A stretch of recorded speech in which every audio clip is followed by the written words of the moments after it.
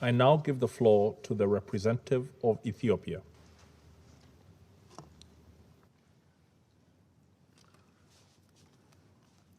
Thank you, Mr. President. Congratulations on assuming your presidency for the month of October. I would like to convey Ethiopia's best wishes in the discharge of your responsibilities. I also thank our Secretary General. Mr. President, I don't want to hide my surprise in the convening of this meeting of the Security Council. We find it incomprehensible for this august body to discuss the decision of a sovereign state exercised within the domain of international law and sovereign prerogative. There have been several instances where governments had expelled UN staff and other diplomatic envoys for so many disclosed and undisclosed reasons. Did the Council ever meet to vindicate such a decision? Not to the best of our recollection. Mr. President, we truly hoped Council members would have the insight to leave this matter to the government, Ethiopia, and the United Nations. At the outset, I would like to register our position that the government of Ethiopia is not under any legal obligation to provide justifications or explanation for its decisions. Excellencies, we are obliged to make reference to the basic norms of the United Nations and its humanitarian operations. The General Assembly resolution on guiding principles for humanitarian assistance, 46/182, provides the sovereignty, territorial integrity, and national unity of states must be fully respected in accordance with the Charter of the United Nations. The most fundamental element of the sovereignty of the state has to do with their prerogative to determine who enters, remains in, exists in their territory. When we appeal for support and work with the UN or other humanitarian operators, we have not foregone this fundamental right. Therefore, the government will continue exercising its due right and responsibility on monitoring and screening all humanitarian operators in Ethiopia. Any suggestion to the contrary is unacceptable. As to the legality of the decision, leaving the details aside, the UN itself can be quoted for arguing decisions of persona non grata apply to the UN as well. Mr. President, when it comes to the obligation of UN staff, the rules are unequivocal. Article 101, paragraph 3 of the UN Charter provides all staff members employed by the United Nations must have the highest standards of efficiency, competence, and integrity. In the context of humanitarian operations, integrity entails adhering to principles of neutrality, impartiality, humanity, and independence. It also requires respect for the laws and police power of the host state. Furthermore, they must respect the Code of Conduct of UN, which, among others, provides the following. First, UN staff shall neither seek nor accept instruction from any government or from any other source external to the organization. Second, staff members shall not use their office or knowledge gained from their official functions for private gain, financial or otherwise, or for the private gain of any third party, including family, friends, and those they favor. Third, staff members shall not communicate to any government, entity, person, or any other sources any information known to them by reason of their official position. These cardinal principles, for the safeguard of which UN staff enter a solemn oath and swear on their conscience, mean that in the presence of contradicting views, competing interests, political pressures, and all forms of temptation, the UN staff will remain neutral. In the presence of deceit, coercion, and vested interest, they will preserve their independence. And in the existence of consideration that may appear to be reasonable basis for decision, UN staff will be guided by humanity only. The UN staff, Ethiopia expelled, sidelined their oaths, the rules of professional conduct, and the principles of humanitarian assistance. Mr. President, let me cite few examples among the multitude of transgressions that we selected with great care and caution.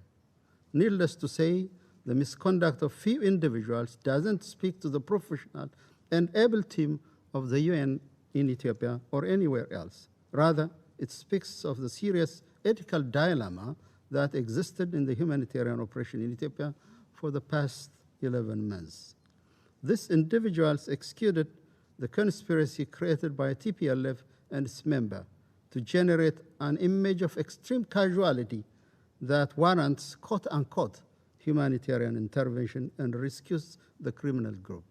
To use their own words, they were looking to create a Darfur-like situation. They suddenly and overnight created 1 million victims of health disaster, while OCHA country office reports 2.8 million people that need emergency health assistance. The main OCHA office was made to report 3.8 million, only because that level of inflation of misery was needed to elevate the crisis to level 3. They categorized the situation in Tigray under IPC 5, based on data collected from a region of 6 million population by a single FAO staff and interpreted by 2 UN staff that are Ethiopian and open TPLF supporters based in Rome. They assisted in fabrication of false allegations submitted to the UN Security Council as a white paper. The white paper contained unfounded allegations, including the use of hunger as a weapon, and preferred the need to apply Resolution 2417/18. The former head of OCHA was made to report to this council 152 Ethiopians died due to food shortage, while such incident had never occurred. They made up the data and went to the extent of disinforming this global security body. About 2 weeks ago, they reported 12 individuals died of hunger in an IDP camp, while the organization running the IDP camp, an internal organization itself, came out and stated the allegations are simply false. They implored UN agencies to conduct investigations outside of their mandate to meet the instruction of TPLF to generate exhibits matching the false allegation released on medias and to supposedly substantiate a case before the ICC. They didn't even show mercy to victims of gender-based violence. First, in violation of the protection of protocols of safe houses for victims of gender-based violence, they invited TPLF armed men and militia to the safe houses. In addition, they exposed the safe house before an international media and invited interviewers and interrogators to safe houses to intimidate victims and elicit testimonies. This, Mr. President, is happening in a city where close to 13,000 detainees and prisoners were released with absolute impunity, and thousands of armed youths are roaming in the streets, already creating terror on residents. These individuals recorded a UN staff meeting and gave a copy to TPLF for the sake of providing it with material it could use to back its false allegations. These individuals openly celebrated and make other UN staff cheer the so-called victory of TPLF and the withdrawal of the National Defense Forces from Tigray. They openly conducted activism in support of TPLF, a group proscribed as terrorists, and make political statements that instigate violence and inflame the conscience of the Ethiopian public. They assisted siphoning food, medicine, communication equipment, all other essential supplies and equipment and transfer to TPLF. Right before their expulsion, they were facilitating the deportation of ethnically segregated group of Ethiopian migrants from Saudi Arabia and their resettlement in third country in Africa for training and preparation before they join combat with TPLF. In effect, a parallel UN operation that completely sidelined the UN country office was created. Apart from the selfish interest of individuals, we have evidences that the entire endeavor is created by a higher and more sophisticated motivation that seeks to undermine the Ethiopian state and rescue the TPLF. Ethiopia deeply resents this experience. Mr. President, expulsion was not our primary course of action. In multiple occasions, we explained our concern to UN officials. On July 8, 2021, the Deputy Prime Minister and Foreign Minister of Ethiopia wrote a letter to the UN Secretariat explaining in great details the misconducts of the UN staff that require corrective measures. We also summoned some individuals and warned them to halt their misconduct. Nevertheless, the transgression continued unabated. Mr. President, we believe the UN agencies and their honorable role are undermined by these few individuals. Our request from the United Nations is, first, to deploy new staff that are aware of and will adhere to their professional code of conduct. Overwhelming majority of UN staff fulfill this requirement and would distance themselves from political mercenarism. The government of Ethiopia stands ready to assist expeditious deployment of the replacement. More importantly, we request the UN to review all the reports, statements, and assessments that were produced on the situation in Ethiopia in the past year. These reports and data and information they contain must be verified. This audit is necessary for us to build and sustain trust and advance the exemplary cooperation between the Ethiopian government and the United Nations. Mr. President, the United Nations is an invaluable development and humanitarian partner for Ethiopia for many years.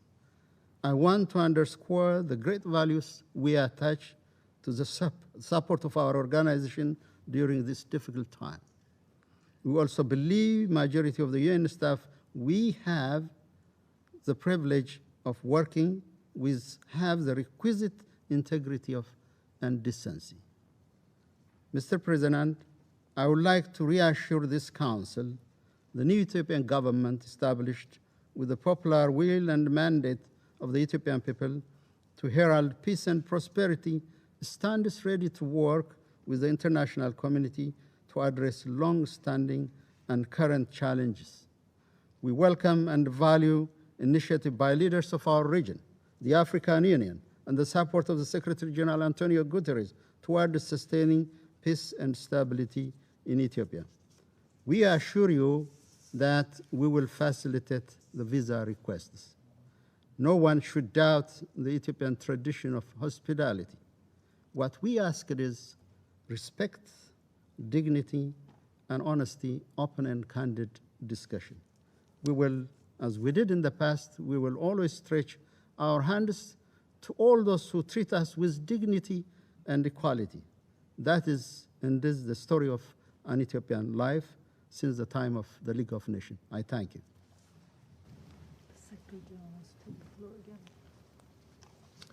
I thank the representative of Ethiopia for his statement and invite the Secretary General of the United Nations to take the floor. Thank you very much, Mr. President. If there is anything I have cherished during all this period, is to maintain a very effective and operational relationship with the government of Ethiopia and with its Prime Minister, to the effect that I had many criticisms in the global media about that, accusing me of being biased in favor of the Ethiopian government. So it is with total, I would say, in a spirit of complete easiness, that I would like to ask you one thing, Mr. Ambassador. If there is any written document provided by the Ethiopian government to any UN institution about any of the 8 members of the UN that were expelled, I would like to receive a copy of that document because I have not had any knowledge of any of them. And it would be very useful for me to detect if documents are given to the UN and not given to my knowledge. Then I have to investigate what has happened in my organization. So I ask you, please, Mr. Ambassador, to provide me as a copy of any of the written documents written by the government of Ethiopia about any of the 8 that were expelled by Ethiopia in this regard. And I would recall that twice I told the Prime Minister that if there were concerns about lack of, I'd say, lack of impartiality of the UN staff, that I asked him, please send me those situations for me to be able to investigate. Twice I asked it to the Prime Minister. Until now, I had no response to these requests. And so, for us, the question is very simple. We believe that Ethiopia has not the right to expel these 8 members of the UN. We believe Ethiopia is violating international law in doing so.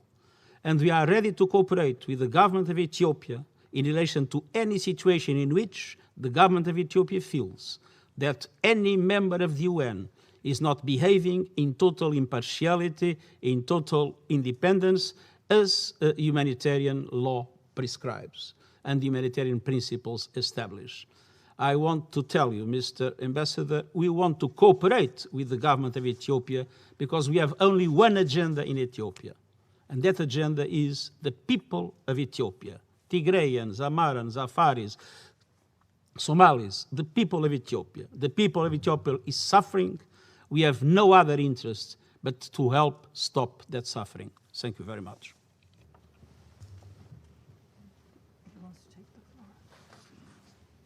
I thank the Secretary General for his further clarification. The representative of Ethiopia has asked for the floor to make a further statement. I give him the floor. Thank you, Mr. President. Mr. Secretary General, I hear you loud and clear. I fully understand and realize the support you have given to our people and my government as well. We know where your heart is. You have approached our issue with candidness, with candor, and we highly respect that. As to the asks, I will definitely communicate to the appropriate authorities, and we will, of course, expeditiously, and as I have made it clear in my statement, this is an issue that has to be dealt between the Ethiopia and the United Nations. Whatever document that will be available will be submitted to your office, Your Excellency. I thank you. I thank the representative of Ethiopia for his statement.